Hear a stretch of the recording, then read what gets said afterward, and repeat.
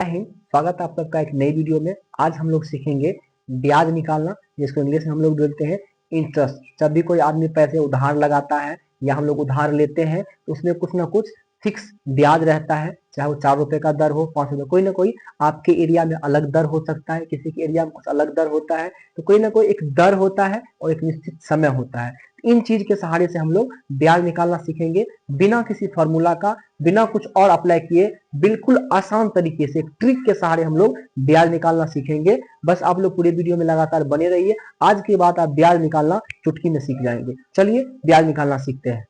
तो आइए, एक सवाल बोर्ड पे दिया गया है, इनको सॉल्व करके सीखते हैं कि ब्याज हम लोग कैसे निकाल सकते हैं। प्यारे बच्चों, बोर्ड पे दिया गया है, एक मूलधन है, मूलधन दिया हुआ है 25,000 रुपया। मूलधन का मतलब होता है जितना रुपया आपने उधार लिया है, ठीक है, ये हो गया मूलधन। और ये दर है, दर कितना है? 3%। ये आपके एरिया में कुछ भी हो सकता है, 4%, 5%, कुछ भी हो सकता है, ठीक है। तो ये हो जाए आपका 3%, ये क्या हो गया? दर हो गया। और ये समय दिया हुआ है 1.5 वर्ष, ठीक है। तो आइए इनको सॉल्व करते हैं, ठीक है। देख लीजिए, देखिए मूलधन कितना दिया हुआ है? 25,000। तो यहाँ पे लिख दीजिए कितना दिया हुआ है मूलधन आपको? 25,000 गुने में दर कितना दिया हुआ है? दर 3%। तो 3 लिखिए और प्रतिशत में, प्रतिशत का मतलब हो जाएगा बट्टा में 100। इनको सॉल्व कीजिए, 2 शून्य से 2 शून्य को काट दीजिए। अब 250 मतलब 250 को अगर आप 3 से गुना करेंगे तो ये आ जाएगा आपको 750। ये 750 रुपया आपको जो निकल के आया है, ये आपका क्या हो गया? ब्याज। क्या हो गया? ब्याज। मतलब ये 1 महीने का जो ब्याज है आपको 3% के दर से 25,000 रुपया का 3% के दर से 750 रुपया क्या हो गया? ब्याज। ये हो गया आपको पर मंथ का ब्याज हो गया। मतलब 1 महीना का जो ब्याज हुआ कितना हो जाएगा? 750 रुपया। मतलब पर महीना, मतलब 750 रुपया इनका ब्याज बनता है, ठीक है। मतलब 25,000 रुपया का 750 रुपया ब्याज पर महीना बन रहा है 3% के दर से।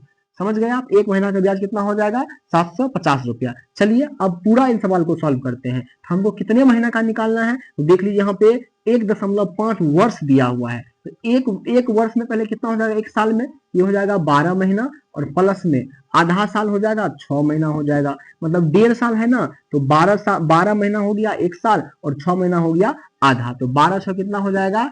18 महीना हो जाएगा। ये कितना हो जाएगा?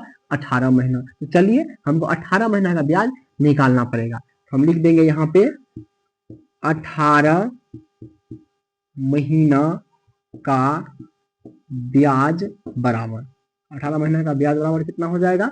देख लीजिए, आपको क्या करना है, 18 में जो है इन ब्याज से गुना कर देना है। तो आप 18 गुना 750 से गुना करेंगे। जब 18 को गुना करेंगे आप 750 से, तो आपको प्राप्त होगा 13,500, ठीक है। तो ये आपका हो गया प्रॉपर ब्याज, जो आपको 1.5 साल में देना है आपको, जिनसे आपने उधार लिया है, ठीक है। तो ये तो आपका ब्याज हो गया प्रॉपर, पूरा ब्याज इतना आ गया आपको। लेकिन आप खाली ब्याज तो उनको देंगे नहीं, आपको तो पूरा पैसा लौटाना होगा, ठीक है। ये तो आपका सूद हो गया, इंटरेस्ट हो गया। मतलब 1.5 साल के लिए पैसा आप लिए थे 25,000 रुपया, ये 25,000 का जो इंटरेस्ट हो गया आपको, ब्याज हो गया। तो ये आपको ब्याज आ गया 25,000 का 3% के दर से 1.5 साल के लिए आपका ब्याज आ गया 13,500 रुपया, ठीक है। अब जो है ये सूद के अलावा आपको मूल भी देना पड़ेगा। आपने जो मूलधन लिया है 25,000 को भी तो लौटाना पड़ेगा आपको, ठीक है। तो उनको भी आपको लौटाना पड़ेगा, ठीक है। यहाँ पे देख लीजिए, लिखना है लौटाने वाला कुल रुपए, ठीक है। कुल रुपए कितना लिखाएंगे? आपने कितना लिया था मूलधन में? 25,000। तो यहाँ पे लिख दीजिए आप 25,000, प्लस में आपका ब्याज कितना बना है? तो 13,500। अब इन दोनों को आप जोड़ दीजिए। जब इन दोनों को आप जोड़ देंगे तो आपका आंसर जो है कितना आ जाएगा? देख लीजिए, ये आंसर आ जाएगा 38,500 रुपया। यही आपका फाइनल आंसर है। तो प्यारे बच्चों, हम उम्मीद करते हैं ब्याज निकालना बिना किसी फॉर्मूले के आसानी से आप सीख गए होंगे। ऐसे ही बेसिक वाले गणित को लेके मैं रोज आता हूँ, हर दिन आता हूँ, फिर आऊंगा, जरूर आऊंगा। जय हिंद, वंदे मातरम।